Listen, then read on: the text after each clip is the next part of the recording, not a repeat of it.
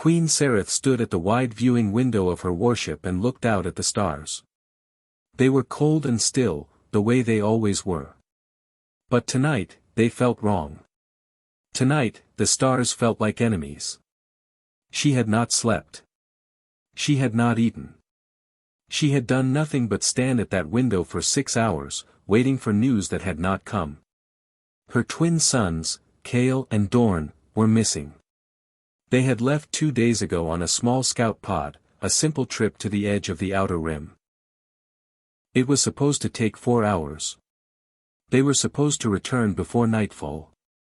But nightfall had come and gone, and then another day had passed, and now the silence where their signal should have been was the loudest thing Queen Sereth had ever heard. She was not a soft woman. She had never been soft. She had ruled the Valerian Empire for 30 years with an iron will and a mind sharper than any blade her soldiers carried. Worlds had surrendered at the sound of her name. Fleets had turned back rather than face her. Even her own generals sometimes forgot to breathe when she entered a room. But Kale and Dorn were her sons. And her sons were gone. She turned away from the window.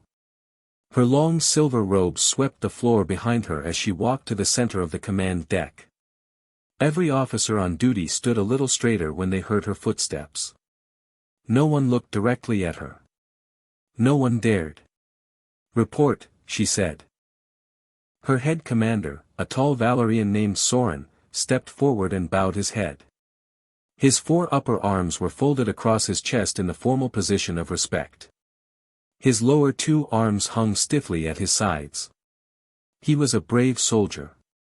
But even he looked pale. "Your Majesty," Soren said carefully, "we have scanned the surrounding sectors. There is no sign of the scout pod. No distress signal. No debris field." "No debris field," Sereth repeated slowly. "No, Your Majesty."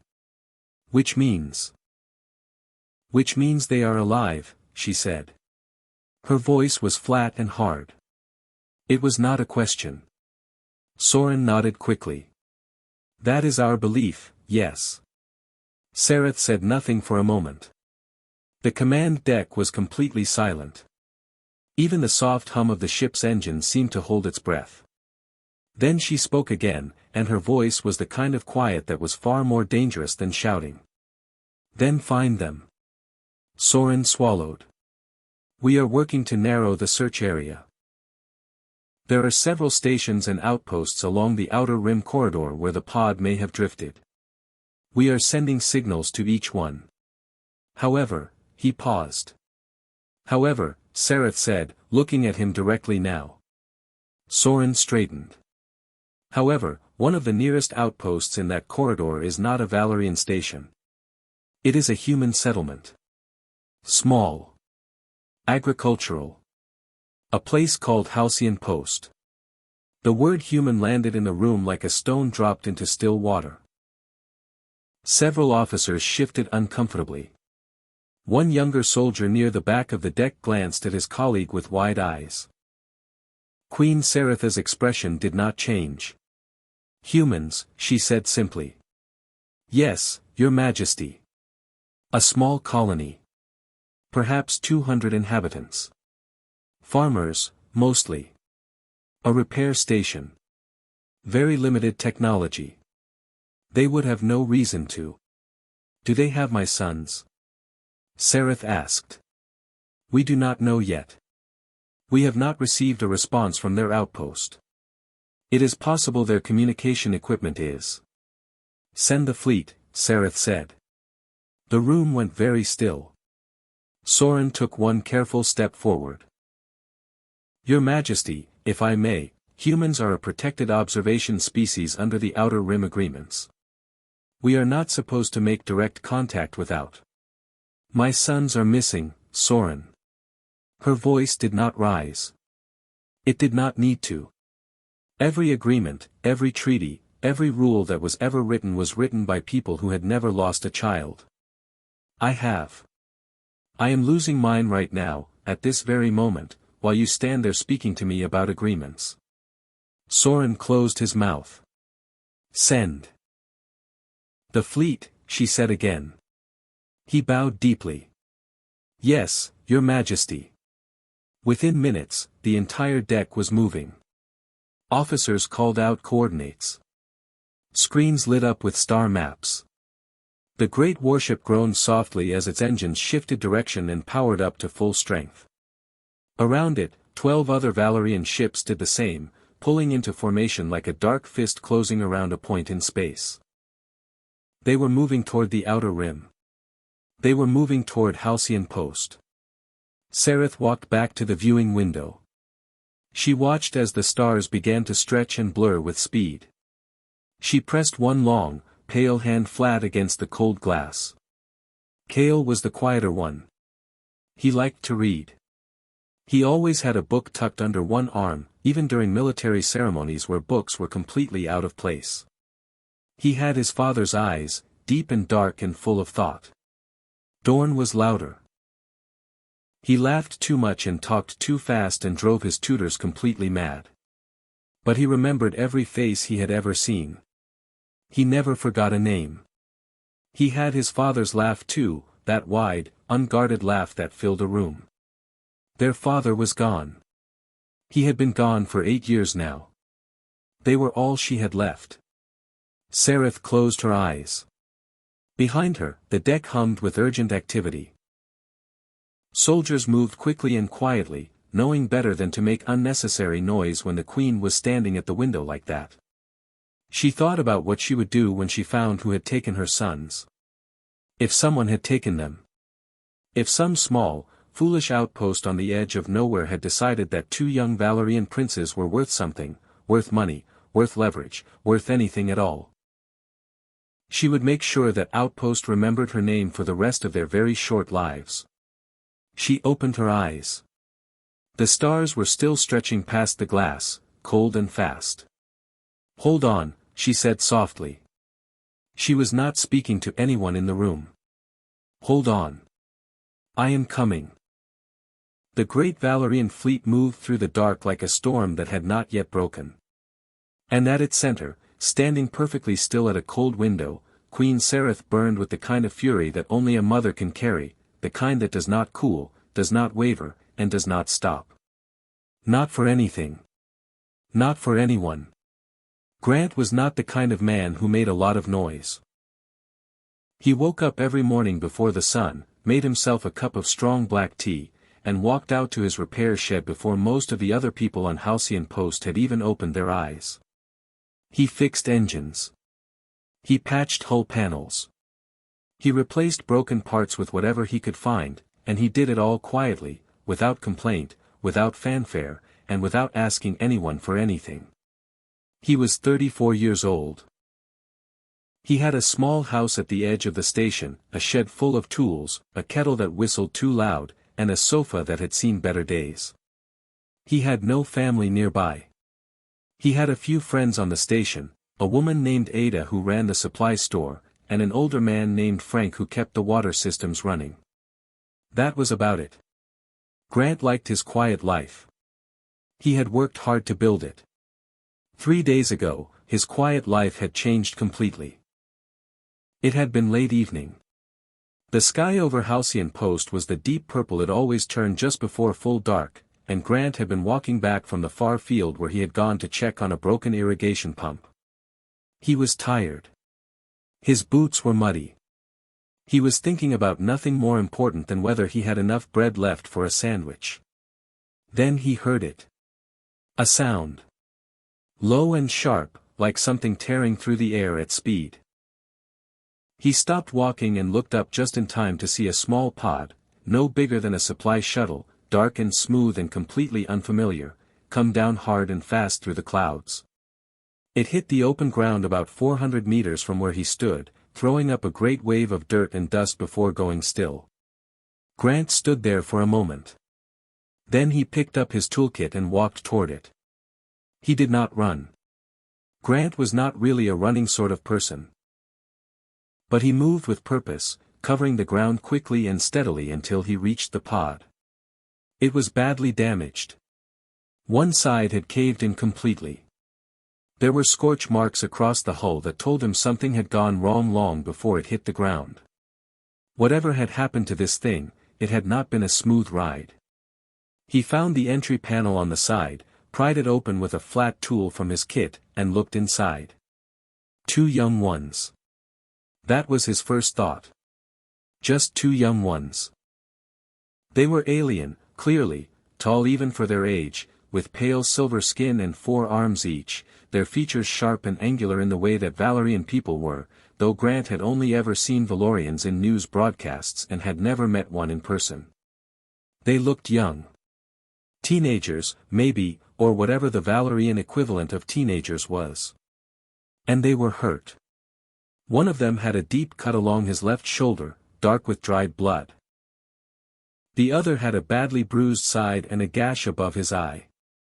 Both of them were unconscious but breathing, shallow, unsteady breaths that told Grant they needed help and they needed it soon. He did not stop to think about who they were. He did not stop to think about what it meant that an alien pod had just crashed in the field behind his station. He did not contact anyone or file a report or send a signal. He just got them out. It took him a long time. They were heavier than they looked, and moving injured people without hurting them further was slow, careful work. But Grant was patient. He was always patient. He got one out first, laying him gently on the grass, then went back for the second. By the time both of them were out of the pod, Grant was sweating and breathing hard, but neither of them had been dropped or jostled badly. He brought his old wheeled cart from the shed and moved them to the house one at a time. Inside, he laid them both on the floor of his main room on top of the thick blankets he pulled from the storage chest. He cleaned their wounds the way he knew how: warm water, clean cloth, the basic medical kit he kept under the sink because Halcyon Post's medical bay was a 20-minute walk away and Grant believed in being practical. The shoulder wound needed to be closed. He did that too, carefully, using the small emergency suture kit he had never actually expected to use. Neither of them woke up while he worked. When he was done, he moved them to the sofa, the old wide one that took up most of the far wall of his main room. It was not pretty, but it was deep and soft and warm. He covered them both with blankets, made sure they were on their sides in case they were sick in the night, and then sat down in the chair across the room and watched them for a while. They looked so young. That was the thing that stayed with him. Whatever species they were, whatever world they had come from, they looked like young ones who had been scared and hurt and had not had anyone to help them. That was something Grant understood without needing any more information. The next morning, the first one woke up. He sat up fast, eyes wide with alarm, all 4 arms coming up in a defensive posture before he had even fully opened his eyes. Grant, who had been sitting at the small table nearby eating his breakfast, simply raised one hand slowly and said, "Easy. You are safe. No one is going to hurt you." The young one stared at him. His eyes were dark and very sharp. He looked around the room quickly, taking in every detail, and then looked back at Grant. "You helped us," he said. His voice was rough from sleep and injury, but his human speech was clear enough to understand. "You were hurt," Grant said simply. "Eat something when you are ready. There is bread and broth on the counter." The young one blinked. He seemed to be waiting for something else, a demand, a question, a condition of some kind. When none came, he looked almost confused. The second one woke a few hours later and reacted the same way. Fast and frightened at first, then slowly, carefully settling when he realized his brother was calm and that the human across the room was not a threat. In the days that followed, Grant did not push them. He fed them. He changed their bandages. He let them sleep as much as they needed. When they wanted to talk, he listened. When they did not, he respected that too. He learned that the quieter one was named Kale and the louder one was Dorn. He did not ask anything else. By the 3rd day, their color had improved. They were eating well. The fear had mostly gone from their eyes. And that evening, after a warm meal and a long day of rest, both Cale and Dorn had fallen asleep side by side on Grant's old sofa, tucked under two of his blankets, completely still and completely at peace. Grant sat across the room in his chair, his cup of tea going cold in his hands, and watched over them the way someone watches over something that matters. Outside, the sky over Halcyon Post was quiet and full of stars. It did not stay that way for long. The alarm that woke Halcyon Post was not a gentle one. It was the kind of alarm that had not been used in years, a deep, rolling sound that moved through the walls of every building on the station like a physical thing, shaking shelves and rattling windows. People came out of their homes in various states of dress, looking up at the sky with confused and frightened faces, trying to understand what they were hearing and why. Grant was already awake. He had heard it before the alarm sounded. He had heard it in the way the air changed, a low pressure, a vibration in the ground beneath his boots, the kind of feeling that came before something very large arrived. He had stepped outside onto his small front porch with his tea still in his hand, looked up at the sky, and seen them coming. Ships. Big ones. Not one. Not two.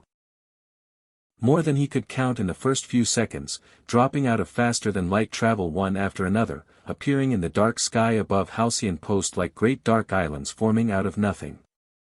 They were enormous. Even at a distance he could see how enormous they were. Each one was larger than the entire station beneath them. Their hulls were dark and smooth, and along their sides ran lines of pale light that pulsed slowly, like something breathing. Grant set his tea down on the porch railing. Behind him, inside the house, Cale and Dorn were still sleeping. He had checked on them 10 minutes ago. They were warm and still, Dorn with one arm hanging off the edge of the sofa the way he always slept, Cale with his face turned toward the back cushions. They had no idea what was above them right now. Grant thought about waking them. Then he thought about it a little more and decided that whatever was about to happen, it was better if they stayed where they were for now. He walked off the porch and into the open ground in front of his house. Across the station, he could see his neighbors gathering in frightened clusters. Ada had come out of the supply store with both hands over her mouth, staring upward. Frank was standing near the water building, squinting at the sky as though a better look might make it make more sense. A group of children who should have still been asleep had gathered near the community hall, held close by adults who were trying very hard to look calm. Then the warships lowered. Not all of them. But the largest one, the one at the center of the formation, the one with the longest hull and the brightest running lights, began to descend slowly and deliberately toward Halcyon Post. It moved with the kind of confidence that very large and very powerful things move with, the kind that did not need to hurry because nothing was going to stop it anyway. Lights came from beneath it. Bright, sweeping beams that crossed the ground and lit everything beneath them in sharp white. The beam found Grant standing alone in the open field and stopped on him, flooding him in light so bright he had to squint. He raised both hands. Open palms, fingers spread, arms up. He had seen enough broadcasts to know this was the universal signal for "I am not a threat." He held the position and did not move. A voice came from the ship. It was massive, amplified to fill the whole station, and it spoke in the clipped and formal tone of military authority. Human settlement. You are surrounded by the fleet of the Valerian Empire. You will not move. You will not resist. Any resistance will be met with force. Stand by for boarding. Grant stayed where he was. He kept his hands up. Around him he could hear the frightened sounds of his neighbors and he wished, quietly and sincerely, that he could tell them it was going to be all right. He was fairly sure it was going to be all right. Fairly sure. The boarding craft came down fast, 4 of them, small and angular, landing in a wide circle around the center of the station. Before their landing feet had even fully settled, the doors were opening and soldiers were coming out. Valerian soldiers in full armor, tall and fast and moving with the precision of people who had done this many times before. They fanned out across the station in practiced formation, weapons raised but not yet aimed. The formation that came toward Grant was 6 soldiers strong. They stopped 10 meters away from him, and the one at the front, broader than the others, with markings on his armor that suggested rank, looked at him with dark, unreadable eyes. "You," the soldier said. "Are you the one in charge of this outpost?" "No," Grant said honestly. "But I am the one you want to talk to." The soldier studied him. "Why?" "Because the 2 you are looking for are in my house," Grant said. His voice was level and plain. "They came to me 3 days ago. Their pod came down in the field behind my property. They were hurt. I brought them inside and took care of them. They are asleep right now. They are safe and they are not harmed." A long silence followed. The soldiers exchanged a look that was quick and hard to read.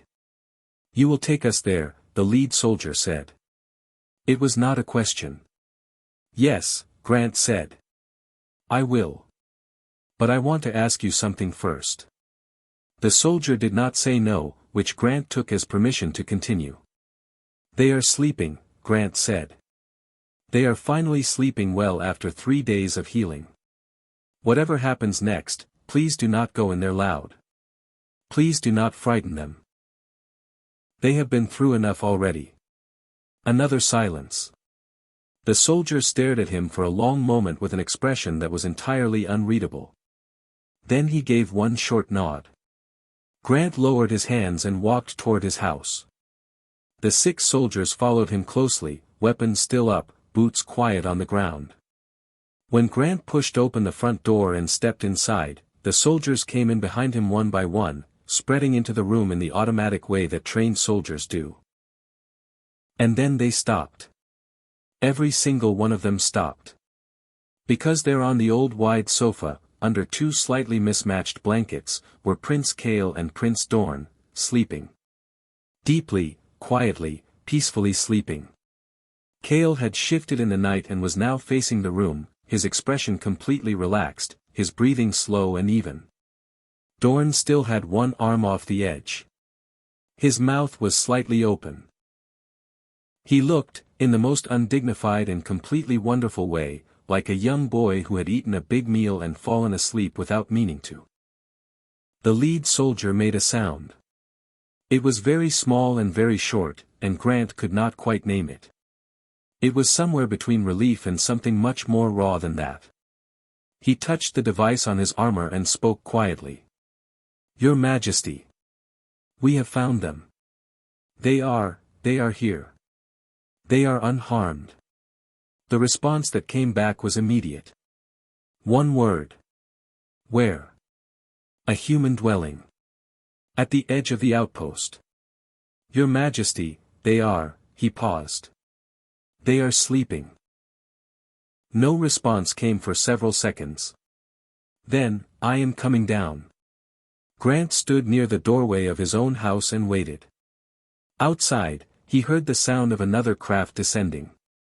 He heard the sound of boots on the ground, different from the soldiers, slower, heavier with authority, each step deliberate. The doorway filled with light from outside. And then Queen Sereth stepped through it. She was taller than her soldiers.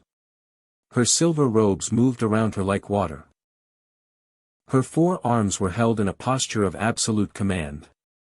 Her face was hard and sharp and ready for war. She looked at the room. She looked at the soldiers standing frozen. She looked at the old furniture and the simple walls and the 2 mismatched blankets. And then she looked at her sons. Kale. Dorn. Safe. Warm. Sleeping. Queen Sereth, ruler of the Valerian Empire, terror of 3 galaxies, stopped walking. She stood completely still. And for a long moment, she did not move at all. The room was very still. Queen Sereth stood in the doorway of Grant's small house and did not move. Her eyes were fixed on her sons. Just her eyes. The rest of her, her posture, her hands, her expression, had not changed. She still looked like a queen. She still looked like someone who had arrived ready to take something apart. But her eyes told a different story. They moved over Cale first. The slow rise and fall of his chest. The relaxed line of his shoulders. The way his face had gone completely soft in sleep, younger looking than he ever allowed himself to appear when he was awake. Then her eyes moved to Dorn. The arm hanging off the sofa. The open mouth. The blanket pulled up unevenly around him because he had always kicked blankets around in his sleep, even as a very small child, and apparently 3 days in a human's house had not changed that. She stood there and looked at them for a long time. None of the soldiers spoke. Grant did not speak either. He stayed near the far wall, out of the way, and let the moment be what it was. It was Dorn who woke first. He always had been the lighter sleeper. Some small shift in the room, the presence of too many people, the change in the air, something, pulled him up out of sleep and he opened his eyes and blinked at the ceiling. For one slow second he was simply a young man waking up, confused and warm. Then his eyes moved to the soldier standing in the room and he sat up fast, all 4 arms coming up, a sound starting in his throat. And then he saw his mother. He went completely still. "Dorn," Sareth said. Her voice came out differently than she intended. She had meant it to come out controlled. It did not. Dorn stared at her. His mouth opened and then closed. And then, very suddenly, in a way that seemed to surprise even him, his eyes went bright and wet and he said, "Mom." That one word hit the room like something physical. Cale woke at the sound of his brother's voice. He came up faster than Dorn, already alert, already scanning, and then he too went still when he saw his mother standing in the doorway. For just a moment, all 3 of them simply looked at each other across the small room. Then Sareth moved. She crossed the room in 4 long strides and she had her arms around both of them before they had fully stood up, pulling them against her, all 4 of her arms wrapping around them at once, her face pressed between their heads. She said nothing. She made no sound. She simply held them the way that people hold things they thought they had lost. Cale and Dorn held her back just as tightly. The soldiers in the room found various reasons to look at the walls. Grant stayed where he was and looked at the floor. This was not his moment and he knew it. It lasted a little while. Then Sareth straightened. She pulled back and held them both at arm's length, looking them over the way a mother looks at injured children. Searching, checking, cataloging every bandage and bruise with her eyes. Her jaw tightened when she saw the closed wound on Cale's shoulder. It tightened further when she saw the fading bruise along Dorn's ribs. Then her eyes moved across the room and found Grant. He looked back at her steadily. He did not straighten up or change his expression or try to look impressive. He was a plain man in a worn jacket standing in his own house, and he looked exactly like that. Saretha's expression shifted into something harder. She opened her mouth. And Cale stepped in front of Grant. It happened quickly and cleanly, the way Cale did most things. One moment he was at his mother's side and the next he was standing between her and Grant with his shoulders back and his chin up. Dorn moved at almost exactly the same moment, coming around the other side to stand beside his brother, both of them facing their mother with an expression she had not seen on them before. It was not defiance. It was something quieter than that and more serious. "He saved us," Cale said. Sareth looked at her son. "Step aside, Cale." "No," Cale said. Gently, but without hesitation. The soldiers near the walls shifted. Sareth held up one hand without looking at them and they went still again. "He is a human," she said carefully. "He is." "He pulled us out of the pod," Dorn said. His voice was not as quiet as his brother's. "It never was. We were unconscious, Mom. Both of us. He pulled us out by himself, in the dark, and he brought us here and he cleaned our wounds and he stitched Cale's shoulder and he fed us and he did not ask us a single question. Not one." He paused. "Not who we were. Not where we came from. Not what we were worth. Nothing. Sereth was quiet. He just helped us, Kale said. Because we needed help. That was the only reason. The Queen looked past her sons at Grant. He had not moved. He was not hiding behind the boys and he was not stepping forward either. He was simply standing there, hands loose at his sides, waiting. Is this true? Sereth said to him directly. Not a question. A test. Yes, Grant said. Why, she said. The word landed flat and hard. She meant it as a demand. She had used that tone to make generals explain themselves, to make ambassadors justify their decisions, to make powerful people account for their actions. It was a tone that expected a complicated answer. A strategic answer. An answer that revealed motive and agenda and the thing that someone wanted in return. Grant looked at her for a moment. Then he said, they were young and they were hurt. Silence. That is all, he added. That was the whole reason. Sereth stared at him. She had ruled for 30 years. She had heard thousands of answers to thousands of questions. She had heard answers that were clever and answers that were calculated and answers that were designed to impress or manipulate or survive. She knew what a true answer sounded like. She knew it the way you know the difference between real warmth and a lamp, not by thinking about it but by feeling it. This was a true answer. It was so simple that it took her a moment to fully understand it. Not because it was complicated. Because it was the opposite. Because it was so plain and so clean and so entirely without angle or ambition that her mind, which was built for complexity, took a moment to process something that had none. They were young and they were hurt. That was all. That was everything. She looked at her son standing in front of this man. This quiet, plain, ordinary human man who lived in a small house at the edge of nowhere with old furniture and mismatched blankets. And she thought about what they had said. Not who we were. Not where we came from. Not what we were worth. Kale was watching her face. He knew that face better than almost anyone. He saw the moment something in it changed, not much, not dramatically, but enough.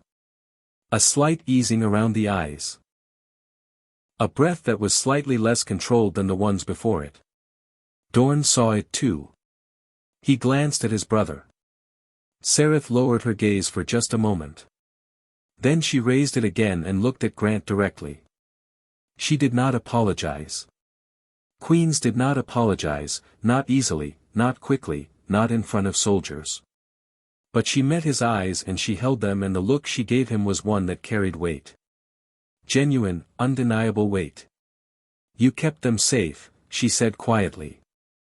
I tried to, Grant said. Another silence. Softer this time. Outside, the great warship still hung in the sky above Halcyon Post. The soldiers still stood at their posts across the station. Everything that had arrived with thunder and authority and the promise of force was still there, unchanged. But inside the small house, something had shifted. Queen Sereth stood in the middle of a human mechanic's front room with her sons at her side, and she could not find a single word that fit the size of what she was feeling. So for once in her long and powerful life, she said nothing at all. Nobody had expected the Queen to stay. Least of all Grant. When Sereth turned to her lead soldier and told him quietly that the fleet would hold position through the night and that she would not be returning to the warship until morning, the soldier's face did almost nothing. He was very well trained. But Grant caught the tiny flicker behind his eyes, the kind of flicker that said this had never happened before and he had absolutely no protocol for it. Sereth did not seem to care about protocol right now. She dismissed the soldiers from the house one by one until only 2 remained outside the front door, standing guard in the way that royal guards stand, still as furniture, eyes forward, pretending very hard not to exist. The rest returned to their crafts or spread out quietly across the station, and slowly, gradually, Halcyon Post began to breathe again. Lights came back on in windows. The frightened clusters of neighbors dispersed. Children were taken back to bed. Inside the house, Kale and Dorn sat together on the sofa, their sofa now, in the way that a place becomes yours after you have slept in it for 3 days, and watched their mother with careful eyes. Sereth stood in the middle of the room and looked at the small table near the window. 2 chairs. A surface worn smooth by years of use. A ring-shaped stain where a hot cup had been set down too many times in the same spot. She pulled out one of the chairs and sat down. It was such a simple thing. A queen sitting down at a plain table in a plain house. But something about it felt significant.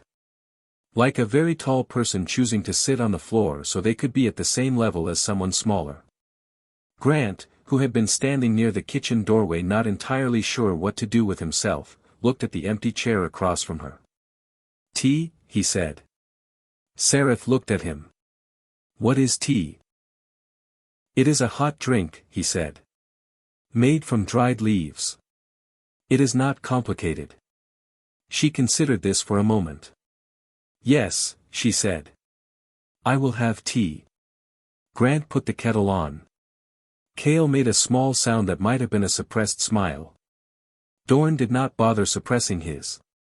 When Grant brought 2 cups to the table and sat down across from the Queen of the Valerian Empire, the whole situation was so strange and so ordinary at the same time that he almost laughed. He did not. But it was close. Sereth looked at the cup. She lifted it with 2 of her hands and held it the way someone holds something unfamiliar, carefully, paying attention.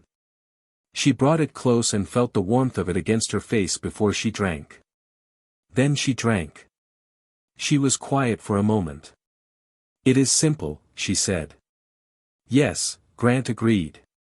"I did not say that as an insult," she said. "I know," he said. She looked at him across the table. In the soft light of the house she looked different than she had in the doorway. Still formidable. Still someone you would not want to argue with. But the hard outer layer of her had shifted slightly, the way ice shifts in the first days of a thaw, not gone, but no longer quite so rigid. She asked him about Halcyon Post. How many people lived there? What they grew. How long the station had been running. Grant answered each question plainly and without embellishment. He told her about the farming rotations and the water reclamation system that Frank kept alive with spare parts and stubbornness. He told her about the supply runs that came every 6 weeks and the ones that were sometimes late and what that meant for a small community a long way from anywhere. She listened. Properly listened, in the way that busy and important people rarely do. Without thinking about what she would say next, without letting her attention drift. She just listened. After a while she asked him about himself. He gave her the same plain answers. Mechanic. 34. Came to Halcyon Post 6 years ago looking for somewhere quiet. Found it. Stayed. You have no family here, she said. It was not quite a question. No, he said. But you stayed. It suits me, he said simply. She looked at her cup. My son said you did not ask them anything. In all 3 days. You did not ask their names until they offered them. You did not ask where they came from or why they were in that pod. No, Grant said. Why not, she said. Because it did not matter yet, he said. What mattered first was getting them well. The rest of it could wait. Sereth was quiet for a moment. Across the room Kale had fallen asleep again, his head leaning against his brother's shoulder. Dorn was still awake, listening, but making no pretense of not listening. He had never really learned the art of pretending not to pay attention. It had driven his tutors mad. He is like you, Sereth said, nodding slightly toward Dorn. He says what he thinks. That is a good quality, Grant said. It is a complicated quality, she said. But the way she said it was not a criticism. It was the tone of someone who had spent a long time being exasperated by something they were also quietly proud of. Grant understood that without needing it explained. They talked for a long time. The kettle was refilled twice. At some point Dorn fell asleep against his brother and the two of them listed sideways on the sofa in a tangle of long limbs and blankets, and Sereth watched them for a moment with an expression that she probably did not know was visible on her face. It was not a queen's expression. It was entirely and completely a mother's. Grant looked away and gave her that moment privately. When the night had gone on long enough that the sky outside was beginning to suggest morning at its edges, Sereth set down her cup and straightened in her chair. The queen came back into her posture, gradual and certain, the way the tide comes back in. She reached into the folds of her robe and brought out a small flat device. She set it on the table between them and pressed a sequence into it with careful deliberation. I am granting Halcyon post-permanent protected status under Valerian imperial law, she said. No fleet, no vessel, no authority operating under the Valerian Empire may approach, interfere with, or threaten this settlement or any person within it. From this moment forward. Grant looked at the device on the table. Then he looked at her. You do not have to do that, he said. I know, she said.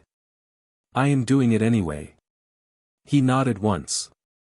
Thank you. She looked at him steadily. There is something else. He waited.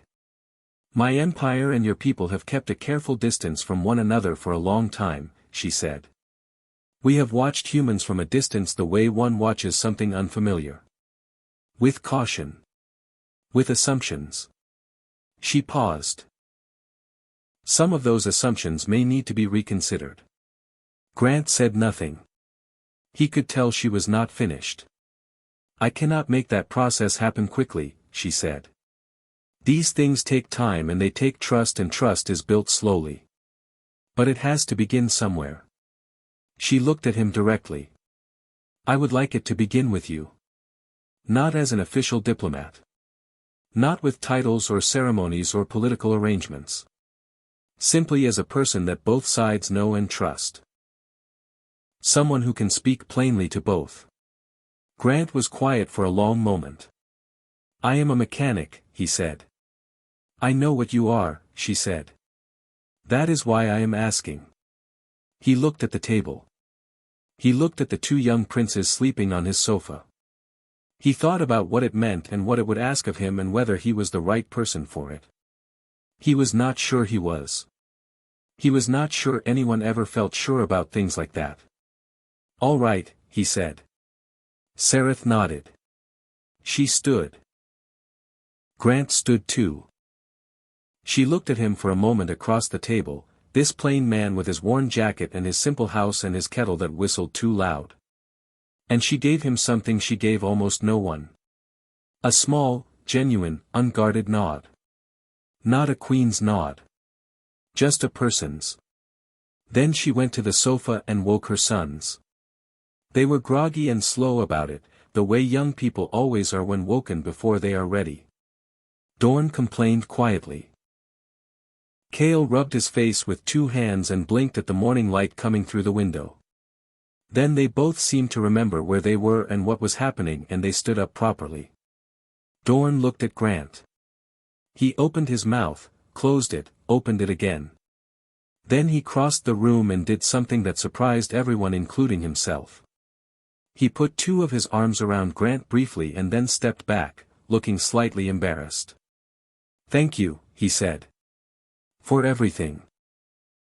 Cale came forward more quietly. He did not hug Grant. He simply looked at him with those dark thoughtful eyes and said, I will not forget this. Grant nodded. Take care of yourselves, he said. They followed their mother out the door. Grant stood on his porch and watched them cross the open ground toward the waiting craft. He watched the craft rise. He watched it move back up toward the great warship above. And as it went, he saw the small window near the rear of the craft light up, and two faces appeared in it, one calmer, one grinning, and both of them raised a hand. The way children wave when they leave a place they wish they could stay. Grant raised his hand back. Above him, one by one, the great warships of the Valerian Empire folded themselves back into faster-than-light travel and vanished from the sky. First one, then three, then the rest in quick succession, each disappearing with a soft bloom of light that left a faint brightness behind before fading. The sky over Halcyon Post went quiet and wide and full of ordinary morning again. Grant stood on his porch for a while longer. The air was cool. Somewhere behind the station Frank was already moving around near the water building, starting his day. Ada's supply store light had come on. A few children were running between the buildings, already loud, already chasing each other with the complete commitment that children bring to everything. Normal. All of it perfectly normal. Grant went inside. He picked up the 2 cups from the table and washed them at the sink. He folded the blankets from the sofa and set them neatly on the armrest. He put the kettle on again because the morning felt like it called for another cup. He stood at his small kitchen window and looked out at the field where the pod had come down 3 days ago. The ground was still slightly disturbed there, a dark patch in the grass that would grow back in a few weeks and leave no sign at all that anything had ever happened. But something had happened.